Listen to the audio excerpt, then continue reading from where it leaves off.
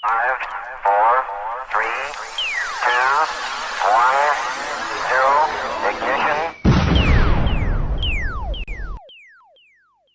El Señor, amén. Esmeralda Restrepo, de la ciudad de Medellín. Y quiero que sin más preámbulos, antes saludar a nuestros oyentes de los 1520, la emisora de verdad del Príncipe de Paz. Amén. Quiero saludar a mi hermosa familia que nos están viendo a través del internet.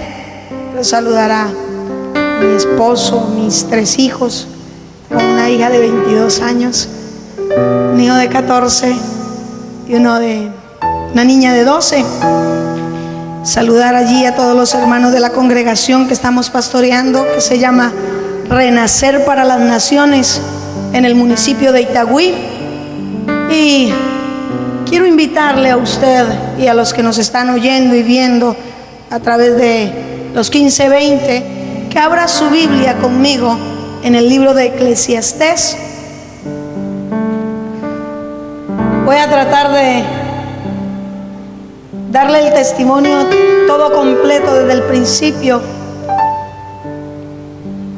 y va a darse cuenta de algunas cosas que no había hablado, pero que hoy en la mañana, al escuchar la emisora y algunos testimonios que estaban dando, esto impactó mi vida, y quiero llamar su atención como padre, como madre, de que preste atención a sus hijos. Hoy, al escuchar aquello que escuchaba a través de las ondas de la radio, corrí a sembrar por lo que más debemos preocuparnos en este tiempo: la niñez. Yo creo y estoy convencida que la niñez no es la iglesia del futuro, es la iglesia del hoy. Son del hoy, y como son del hoy, Dios quiere glorificarse en ellos hoy, a través de usted y a través de mi vida. Y yo he aprendido que por todo lo que yo siembre, yo voy a ver la respuesta de Dios. Y yo he sembrado, y le invito a usted que está acá, a los que nos están escuchando y viendo a través del internet, por favor, siembre por los niños. Hay niños padeciendo, hay niños sufriendo, y usted y yo a veces pasamos desapercibido aquellas cosas, pero yo le invito en esta mañana que lo haga. Amén. Libro de Eclesiastés, capítulo 1, versículo número 12 y versículo número 13, y del capítulo 2 vamos a leer el verso número 3 en adelante. Amén. Amén. Para poderle contar mi testimonio, me gusta siempre usar la palabra. Yo creo que es más efectivo. Si podemos tomar la palabra y luego lo que sucedió en nuestras vidas, puede ser mucho más edificante para todos los que nos puedan escuchar. Amén. Libro de Eclesiastés, entonces, capítulo 1, verso número 12. Quiero que se coloque sobre sus pies. Colóquese por favor sobre sus pies, y vamos a leer la palabra bajo la autoridad del Padre, del Hijo y del Espíritu Santo. Dice la palabra en el verso 12: yo el predicador, ¿quién? Salomón. Yo el predicador fui rey sobre Israel en Jerusalén. Verso 13: y di mi corazón a inquirir y a buscar con sabiduría sobre todo lo que se hace debajo del cielo. Este penoso trabajo dio Dios a los hijos de los hombres para que se ocupasen en él. Capítulo 2, verso 3 dice la escritura: propuse en mi corazón agasajar mi carne con vino, y que anduviese mi corazón en sabiduría, con la retención de la necedad, hasta ver cuál fuese el bien de los hijos de los hombres, en el cual se ocuparan debajo del cielo todos los días de su vida. Engrandecí mis obras, edifiqué para mí casas, planté para mí viñas, Me hice de huertos y de jardines, planté en ellos árboles de todo fruto, me hice estanque de aguas para regar de ellos el bosque donde crecían los árboles. Compré siervos y siervas y tuve siervos nacidos en casa. También tuve posesión grande de vacas y de ovejas, más que todos los que fueron antes de mí en Jerusalén.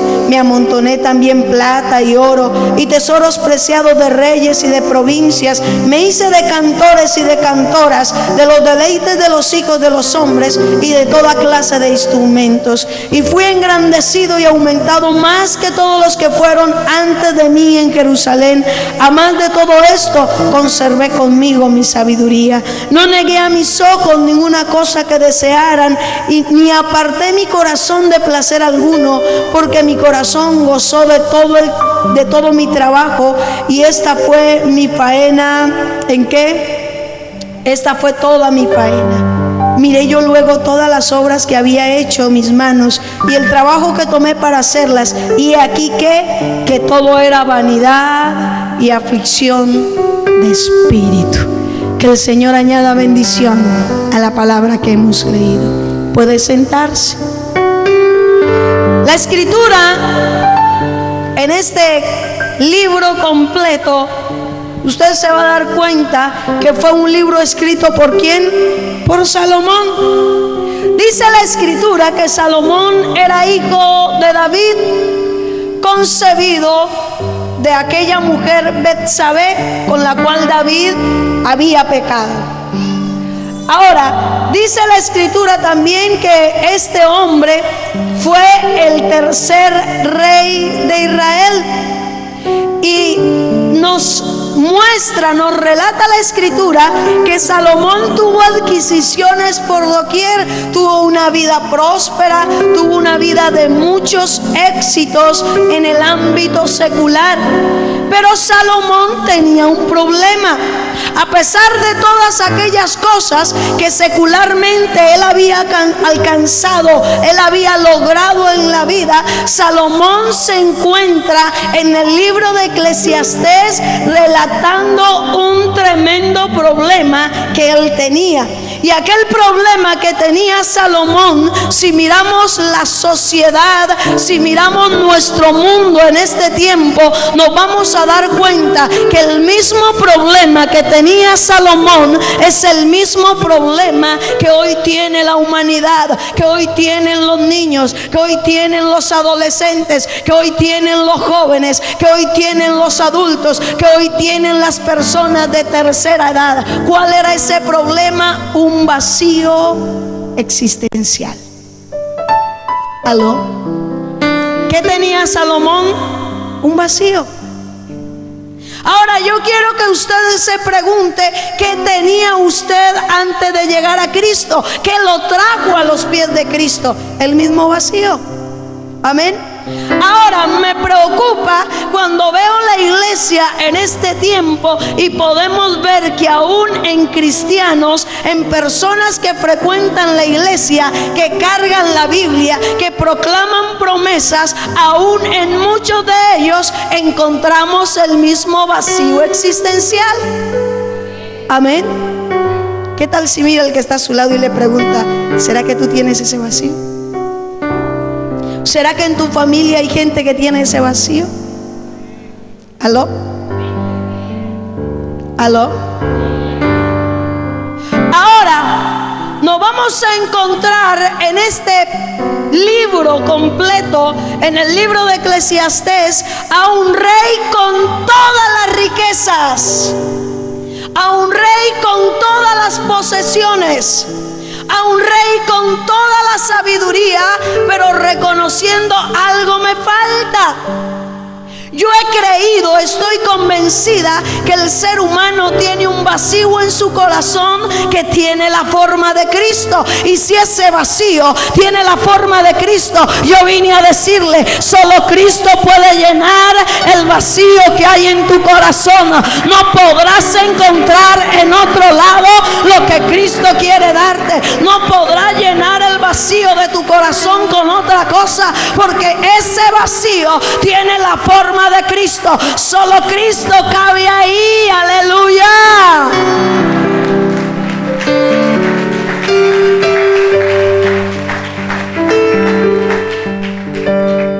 Salomón, para llenar el vacío de su corazón, hizo algunas cosas.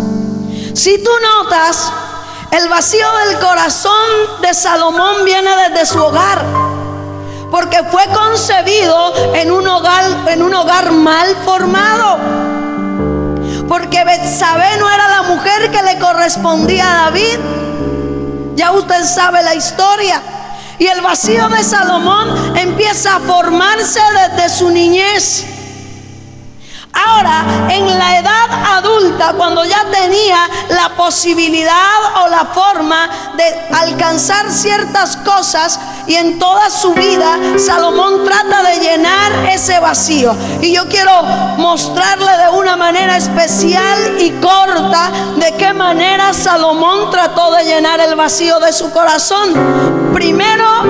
Lo primero que Salomón hace para llenar el vacío de su corazón lo va a encontrar en el verso número 17. Dice la escritura: y dediqué mi corazón a conocer ¿qué? La sabiduría, y también a entender las locuras y los desvaríos, y conocí que aún esto era ¿qué? Aflicción de espíritu. Ahora bien, lo primero que Salomón hace para llenar el vacío de su corazón es tratar por todos los medios de alcanzar sabiduría. Y no alcanzaba o no buscaba solo sabiduría de Dios, sino que él trató con sus recursos de buscar sabiduría humana. Hoy en día encontramos gente que trata de llenar el vacío de su corazón con los conocimientos intelectuales. Y hay gente que cree que entre más estudie, que entre más títulos tengamos colgados en una pared, podemos ser mejores seres humanos. Eso es falso. Ahora, no le voy a decir no estudie, no, jamás. Capacítese si está en su posibilidad. Haga los esfuerzos que usted pueda por capacitarse. Pero si usted y yo miramos cómo está la educación en nuestros tiempos, nos vamos a dar cuenta que el mismo Satanás ha metido su mano dentro de las universidades, dentro de los colegios, para desviar, para destruir, para menoscabar los principios de la escritura. En los colegios enseñan que nacimos del mono. Yo no sé el profesor que enseña eso, pero si la abuelita de él es chita, la mía no. ¿Aló? Vemos en los colegios enseñándole a los jóvenes, a los niños, a los adolescentes que tengan relaciones sexuales sanas, que se protejan, les regalan preservativos. Que están fomentando la misma educación, que es lo que está transmitiendo, enseñándole al hombre y a la mujer que desde temprana edad pueden y deben fornicar. ¿Aló? Las universidades, llegan los buenos cristianos, ¿y qué terminan siendo? La gran mayoría. Salomón intentó llenar el vacío de su corazón. Tú puedes adquirir conocimiento todo el que tú quieras, pero eso no te va a servir. Podrás ser un muerto con conocimiento, porque si no tienes a Cristo, estás muerto. Salomón intentó llenar el vacío de su corazón con sabiduría. ¿Le sirvió de algo? No. A los amigos que nos están escuchando y que pueden tener muchos títulos colgados en la pared, pero si no tienes a Cristo, déjame decirte que a mí tus títulos no me sorprenden. No me sorprenden tus títulos. A mí me sorprende un hombre o una mujer que por más títulos que tenga, lo principal en el corazón de él sea Cristo. Amén, amén y a su nombre. Quiso también Salomón llenar el vacío de su corazón con las posesiones. Del versículo número 5 al versículo número 7 del capítulo 2, usted va a encontrar cómo Salomón empieza a relatar que él se engrandeció, hizo huertos, jardines, adquirió posiciones materiales, compró fincas, compró casas, etcétera, etcétera, etcétera. ¿Usted no se ha encontrado con gente que cree que entre más tiene, más es? ¿Aló? Y me va a comprar el mejor carro porque eso me va a traer satisfacción. Y me voy a comprar la mejor finca porque eso me va a traer satisfacción. ¿Qué nos ganamos con ganarnos el mundo entero si perdemos nuestras almas? Salomón iba adquiriendo posiciones, pero a medida que él iba adquiriendo propiedades, el vacío del corazón se hacía más grande y él terminaba diciendo: pero al fin de esta faena llegué a entender que esto también era ¿qué? Vanidad y aflicción de ¿qué? De espíritu. ¿Aló? Ahora dice Salomón que también intentó llenar el vacío de su corazón con el vino. Versículo 3 dice, y mira lo que dice la escritura: y propuse en mi corazón agasajar mi carne ¿con qué? Con vino, y que anduviere en mi corazón en sabiduría, con retención de la necedad, hasta ver cuál fuese el bien de los hijos de los hombres, en los cuales se ocupan debajo del cielo todos los días de su vida. Escuche, yo no sé si a usted le pasó, si hizo lo mismo, si los que nos están oyendo a través del internet, viendo a través del internet y oyéndonos a través de la emisora, estén haciendo estas cosas. Pero Salomón dice que él propuso en su carne agasajarla ¿con qué? Con vino. Yo llegué a ser alcohólica, hermano. Yo llegué a consumir tanto licor y yo creía que cuando yo consumía licor, en el momento que estaba consumiendo licor, se me iban a olvidar las penas. Y hay gente que dice: yo bebo para olvidar las penas, yo bebo para ahogar las penas, y resulta que todas saben nadar. ¿Aló? ¿Aló? Salomón lo hizo. Si a Salomón le pasó, a usted le pasa. Si a mí me pasa, a usted le pasa. Y dice la escritura que también este hombre intentó llenar el vacío de su corazón con el dinero. En el versículo 8 dice que él amontonó plata y oro y tesoros de reyes. Amén. Él acumulaba no solamente propiedades, sino que también acumulaba dinero. A mí me preocupa a los cristianos de hoy en día, porque no queremos sino plata. La mayoría de cristianos, cuando escuchamos un mensaje de prosperidad, amén, aleluya, gloria a Dios. Dígame que no. Dígame que no.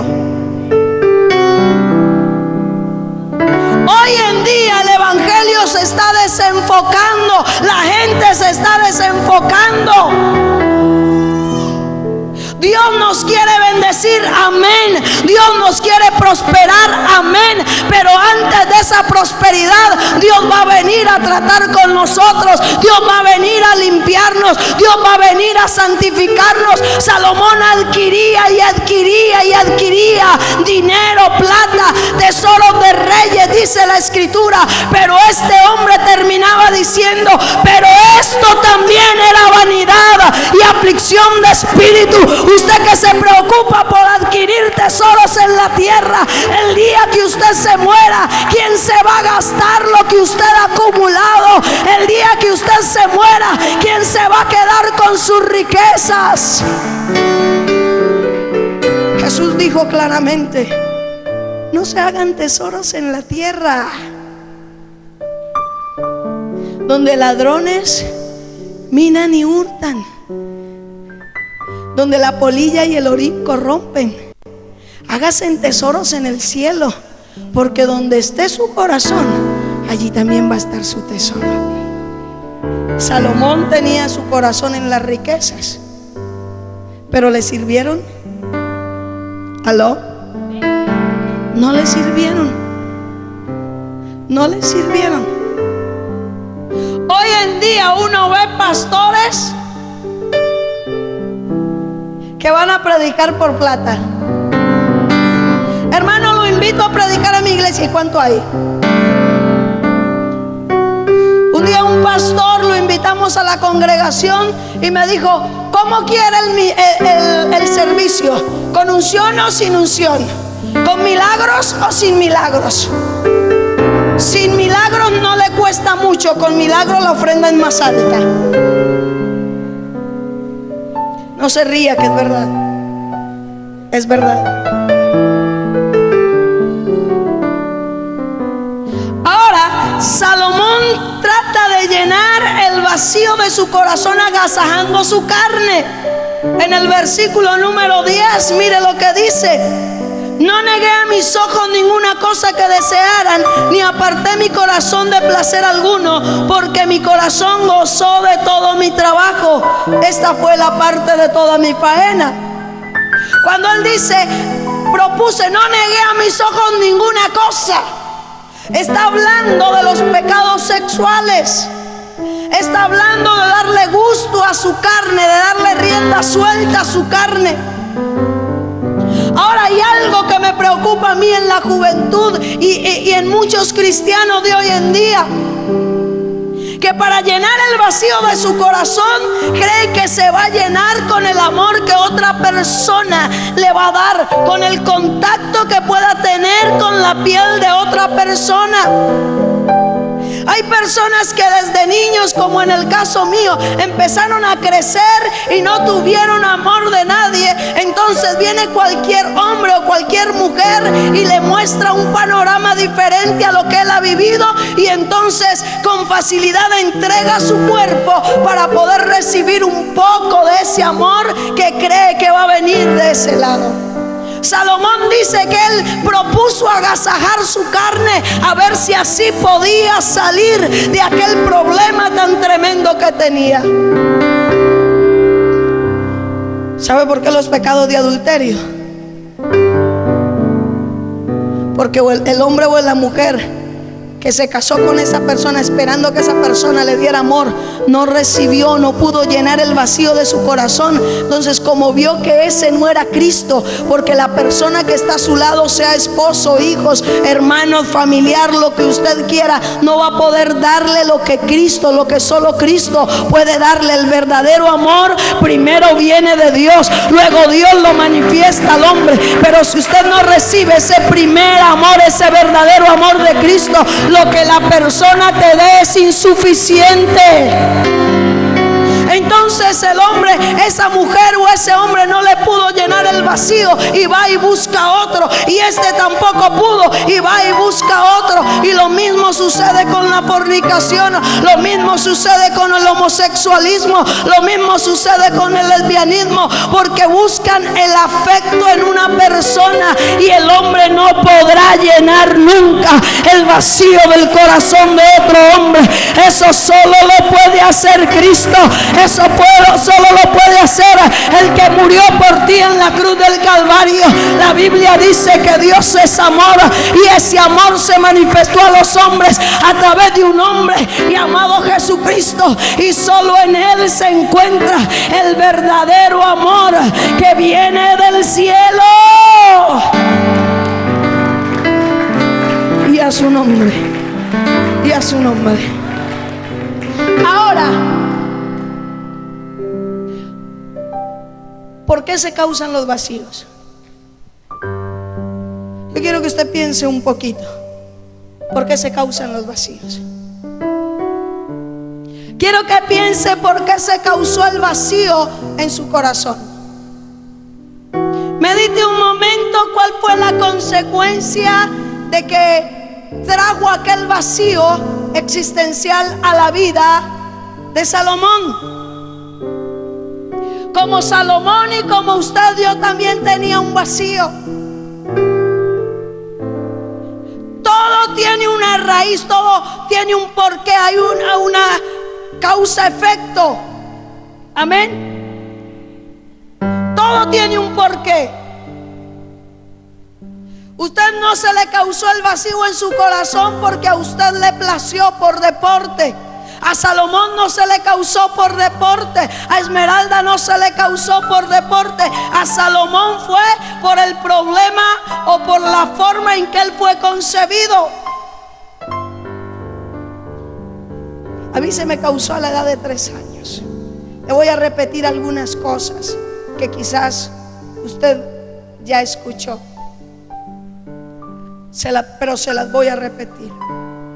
A mí se me causó a la edad de 3 años.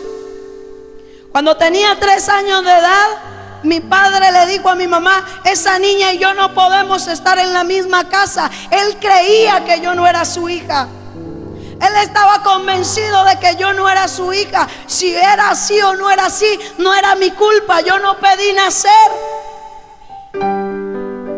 Pero a la edad de 3 años mi padre le dice a mi mamá: escoge entre esa niña y yo. Y mi madre lo escogió a él. Mi madre tenía una cantidad de hijos, un hijo por año cada el embarazo. Ella salía de su embarazo, inmediatamente quedaba otra vez embarazada, porque mi padre era uno de esos hombres machistas y muy promiscuo. Entonces en mi casa era de la siguiente manera: mi padre embarazaba a mi mamá, cuando la embarazaba se iba, luego que ella tenía su hijo, él volvía, la embarazaba y volvía y se iba. Pero fuera de eso, mi mamá le ayudó a levantar 2 hijos de él. Entonces mi mamá tenía sus propios hijos y los hijos de mi papá. Mi madre por aquello decide que se queda con él, porque era una mujer de campo. Recuerdo que la única persona que dijo: yo me hago cargo de esa niña, fue mi abuelo. Porque fuera de que decía que no era hija de mi padre, tenía una enfermedad en mi cuerpo. Todo mi cuerpo estaba lleno de granos.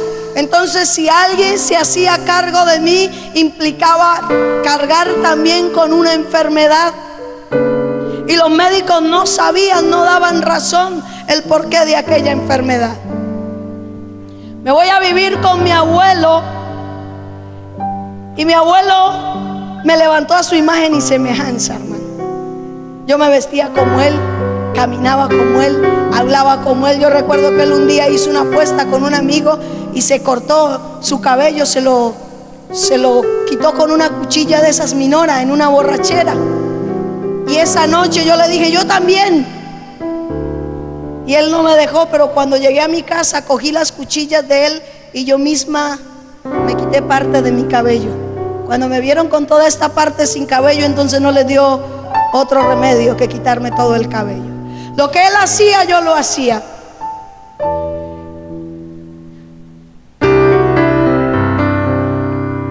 Duré con mi abuelo 8 años.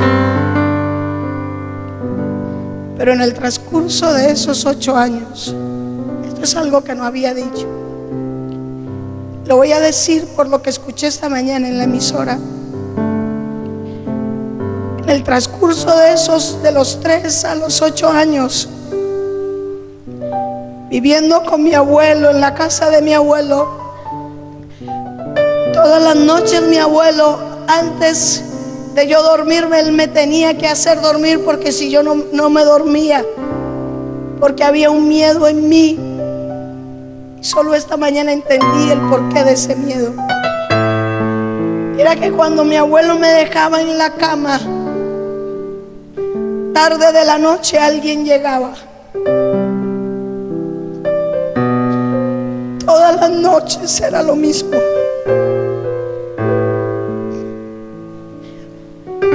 Todas las noches alguien llegaba y abusaba de mí, pero no era un hombre, era una mujer. Y todas las noches era lo mismo. Y todas las noches sucedía lo mismo. Yo recuerdo que aquella persona me decía que si yo le decía a mi abuelo, entonces me iban a echar de ese lugar. Y yo no quería perder a mi abuelo, yo no quería salir de ese lugar porque era la única persona que me quería. Era la única persona que cuidaba de mí.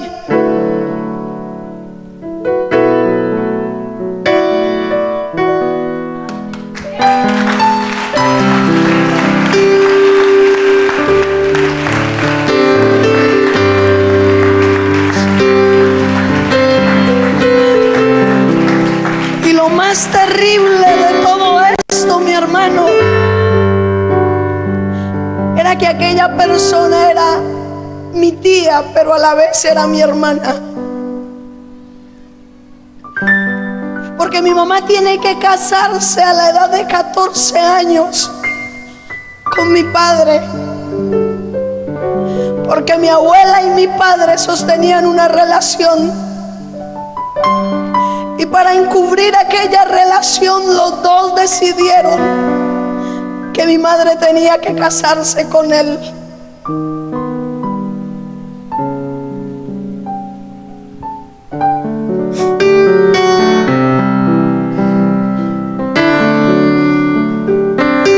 De aquella relación nace esta persona.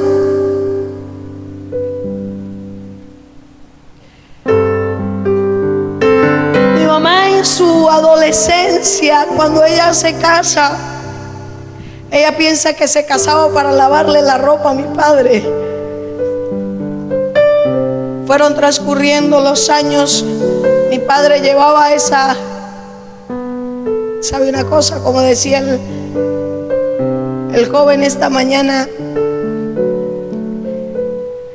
esto no lo sabe nadie, no lo sabía nadie, pero yo sé que va a ser un secreto que va a quedar entre nosotros. ¿Cierto que sí? Esto no va a salir de ustedes y yo, de los que nos están oyendo por la radio y de los que nos están viendo por internet.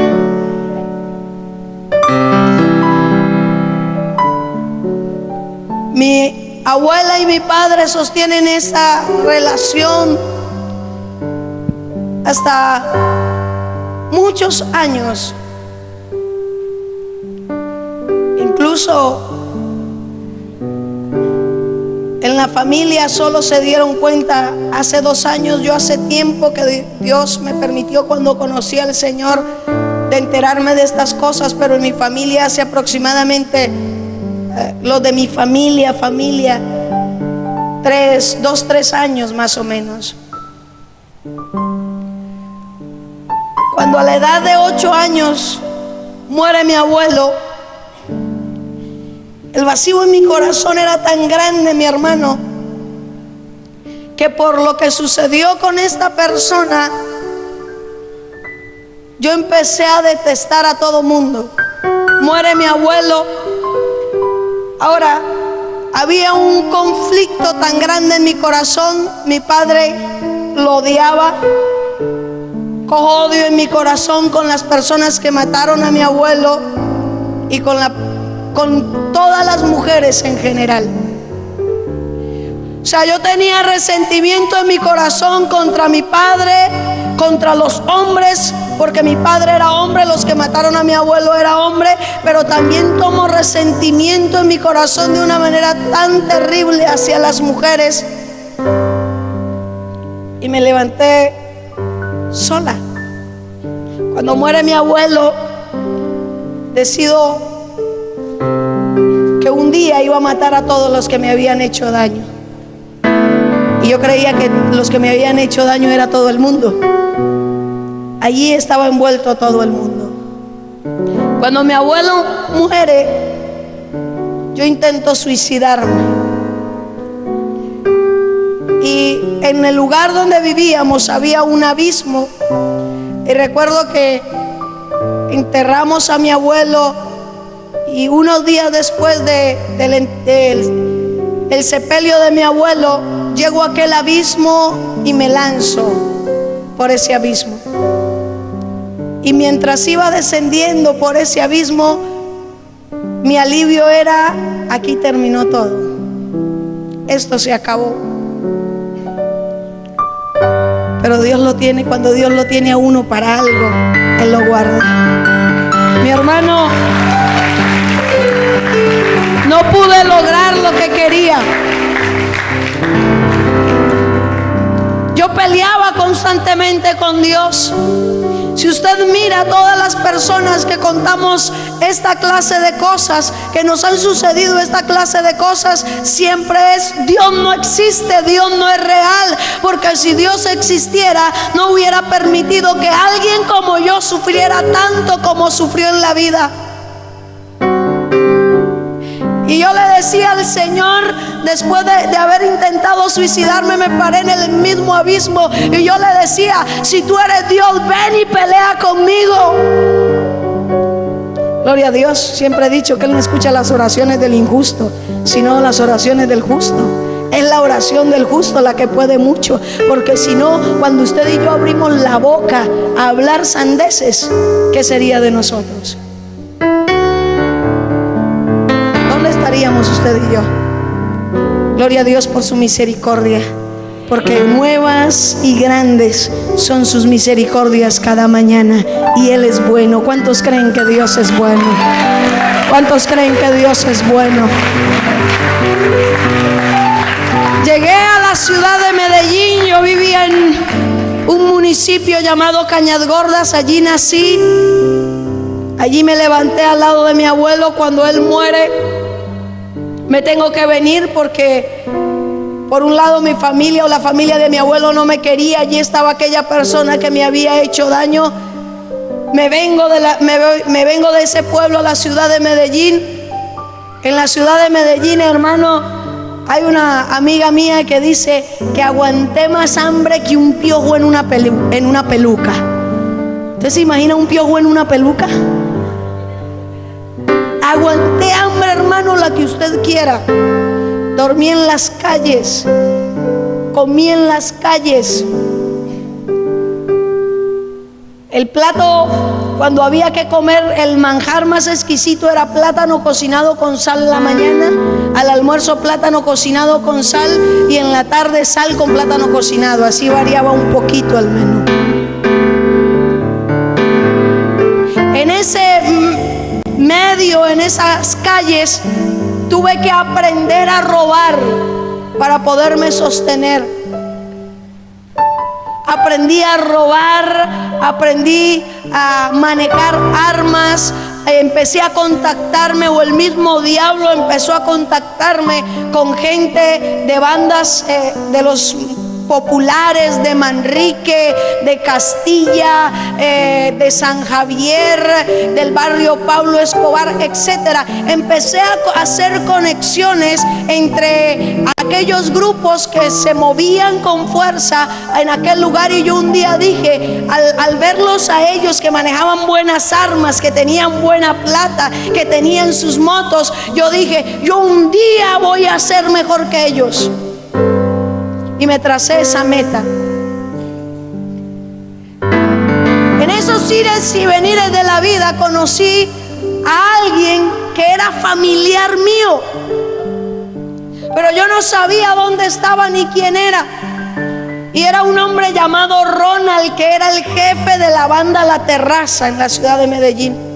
Cuando yo me contacto con él, nos presentamos, nos decimos los nombres, los apellidos, y él me dice, yo también soy de esa familia, ¿será que somos familiares? Y empezamos a a citarnos a la familia, y me dice, si tú y yo somos primos, como tú eres mi prima, entonces tienes que estar al lado mío.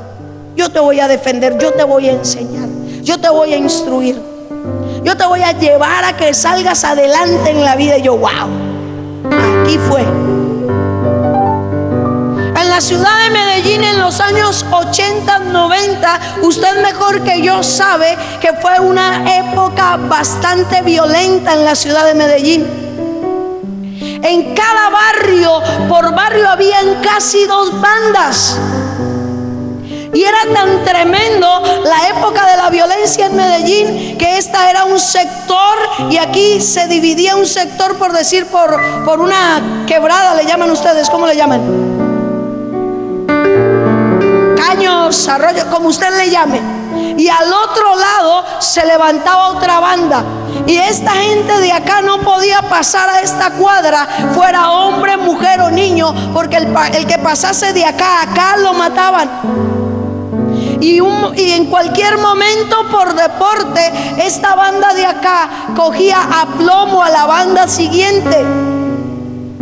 Y veíamos jovencitos de la edad de 12 años muertos, tirados en la calle. Y esta banda de acá lograba exterminar esta. Entonces esta banda tomaba posesión de este territorio. Y así íbamos haciendo hasta que íbamos limpiando los barrios. Íbamos quedando como jefes en un solo barrio, una sola banda. Fui bien instruida por aquel hombre. En esta vida, hermano, entre más malo sea usted, mejor. Y aquel primo mío, yo recuerdo que cuando me vio la tenacidad que tenía para hacer lo que me colocasen a hacer, él dijo: a esta hay que bautizarla. A esta no le queda otra chapa mejor que la mala.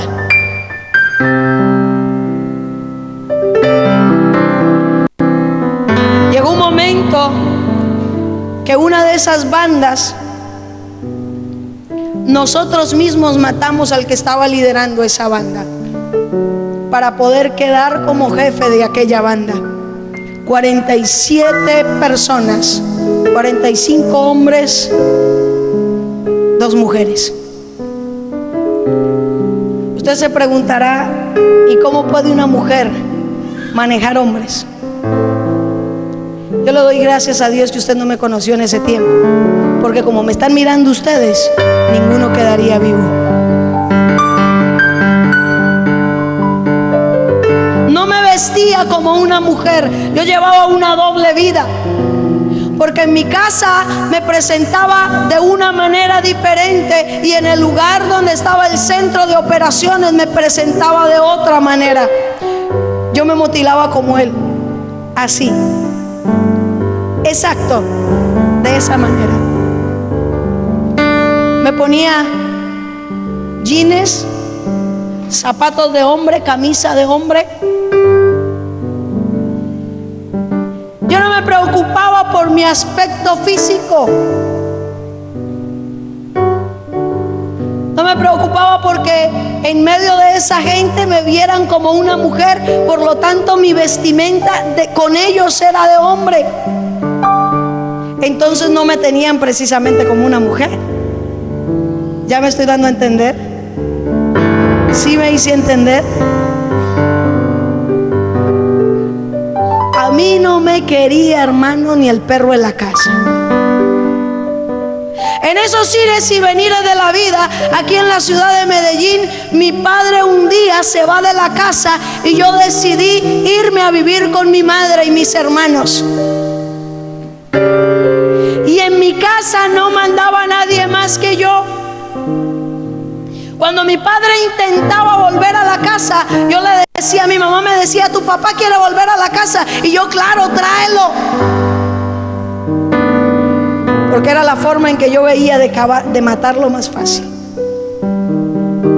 A la edad de 15 años, con mi abuelo, desde la edad de 3 años hasta la edad de 8 años, aprendí a tomar licor, a consumir licor, porque mientras él estaba sentado con sus amigos como ganadero haciendo negocios, siempre estaba el licor de por medio y yo estaba sentada con él. Yo tomaba lo que él tomaba, aprendí a fumar, aprendí a tomar. Cuando salgo de donde mi abuelo, en las calles seguí tomando licor, seguí consumiendo licor, empecé a vender drogas. Cuando tengo la edad de 15 años, que me convierto en el jefe de aquella banda, pero también alcohólica, yo dije: voy a matar a mi padre. Hasta aquí llegó. Es el tiempo de cobrar venganza con los que me han hecho daño. Mi hermano, un día fui a matar a mi padre. Pero cada que yo iba a matar a este bendito hombre, Yo lo veía solo, y cuando sacaba mi arma y levantaba la cabeza para matarlo, aquel hombre estaba rodeado de gente vestida de ropas blancas, y yo no entendía ese tiempo qué era lo que sucedía. Pero después de conocer al Señor, entendí que eran los ángeles de Dios guardándole la vida a aquel hombre para que yo no fuese a hacerle daño. A la edad de 16 años más o menos, algo que tampoco había contado, me empecé a interesar en un hombre. 16, 17 años. Y empecé a interesarme en ese hombre. Y mi hermana, la mayor, también empezó a interesarse en otro joven. Y empezamos con aquel joven, o con aquella persona, era un poco mayor que yo, con aquella persona a entablar una relación sentimental. Cuando un día alguien me dice: tú no puedes tener nada con ese hombre. Y yo le dije: yo hago lo que a mí me da la gana, a mí nadie me manda. Yo tomo a quien quiero y dejo a quien quiero, a mí nadie me va a decir qué debo de hacer. Y simultáneamente a mi hermana también le dijeron lo mismo: tú no puedes tener una relación sentimental con ese hombre. Y en la insistencia de aquella persona de decirle a mi hermana: tú no puedes tener una relación con ese hombre, yo le dije: ¿y por qué ella no puede tener una relación? Si yo lo apruebo, no hay quien lo desapruebe. Y esta persona me dijo: es que son hermanos. Cuando volteó a mirarme, me dijo a mí también: es que son hermanos. Éramos hijos todos del mismo Padre.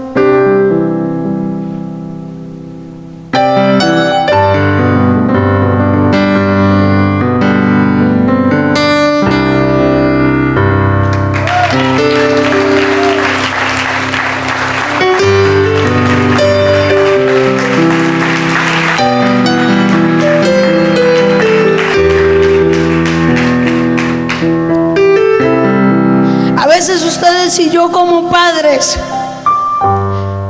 no sabemos el daño que producimos a nuestros hijos.